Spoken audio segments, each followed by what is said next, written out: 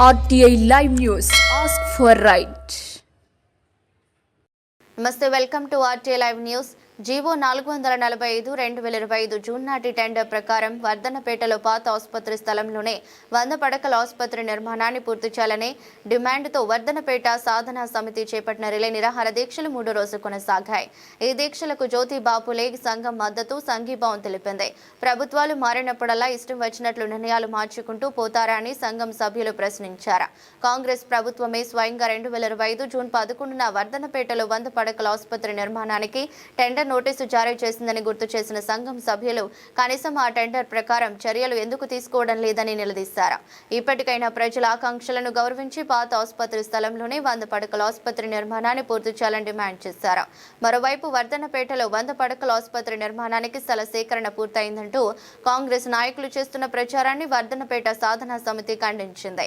స్థల సేకరణ పూర్తయినట్లుగా ఎమ్మెల్యే నాగరాజు అధికారికంగా ఎక్కడ ప్రకటించలేదని, కనీసం ప్రధాన పత్రికల్లో ఎక్కడా వార్త రాలేదని స్పష్టం చేశారు.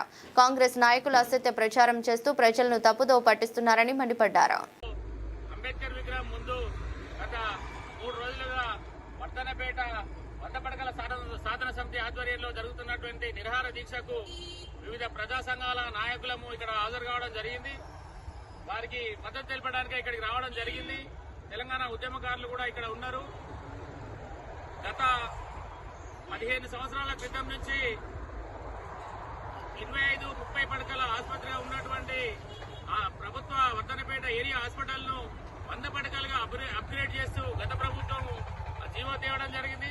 అప్పుడు ఒక 26 కోట్ల రూపాయలు మంజూరైనాయి 100 పడకల ఆసుపత్రిగా అప్గ్రేడ్ చేయడానికి. పర్మనెంట్ వేరే దగ్గర నిర్మాణం కొరకై అని అనుకున్నారు.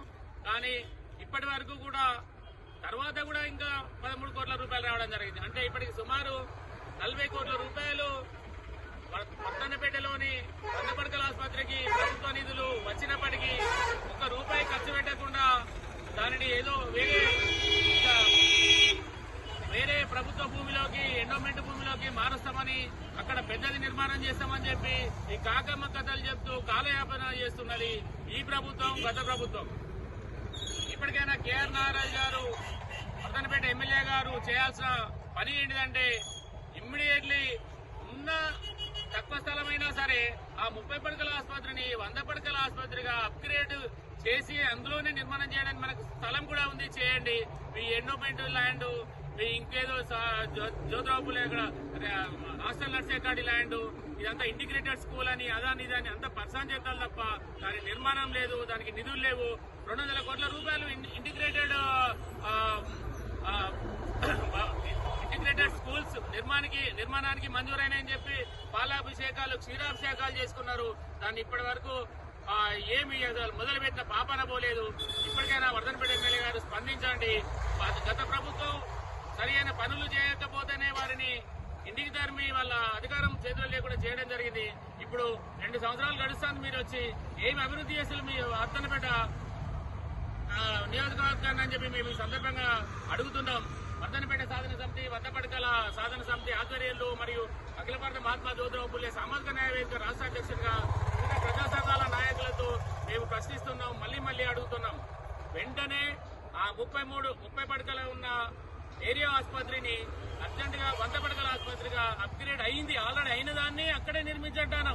ఈ ఎండోమెంట్ ఆ ల్యాండ్ మీరు ఏ బడా నాయకులు కబ్జా చేస్తారో అది తర్వాత చూసుకున్నాం. కానీ ఇప్పుడైతే ఇమ్మీడియట్లీ ఉన్న మౌలిక వసతులు కల్పిస్తూ, డాక్టర్ల కొరత కూడా ఉంది, అక్కడ మౌలిక వసతుల కొరత ఉంది.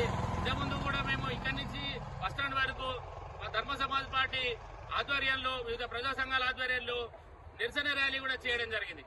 ఇక్కడ పర్మనెంట్ డిగ్రీ భవనం లేదు, డిగ్రీ కళాశాల భవనం, పర్మనెంట్ భవనం లేదు. ఇప్పటికీ అందులోనే కొనసాగుతున్నది. ఆ డిగ్రీ భవనం కొరకై మంజూరీ అయింది. భవన నిర్మాణానికై కలెక్టర్ గారు ఇక్కడికి వచ్చి విజిట్ చేసి మా కోరిక మేరకు, మా ఆందోళన, మా నిరసన మేరకు వారు చేయడం జరిగింది.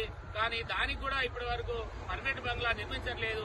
దయచేసి దానిని కూడా మీ పరిగణలోకి తీసుకొని వెంటనే మేము అడిగే డిమాండ్లను సాధించే విధంగా చేయాలని చెప్పి అంటున్నాం. మరియు ప్రభుత్వ అధికారులను, కలెక్టర్ గారిని కూడా మేము కలిసి వినతిపత్రాలు కూడా వీళ్ళ ఆధ్వర్యంలో పోయి ఇస్తాము అని చెప్పి తెలియజేస్తూ ముగిస్తున్నాం. Thank you.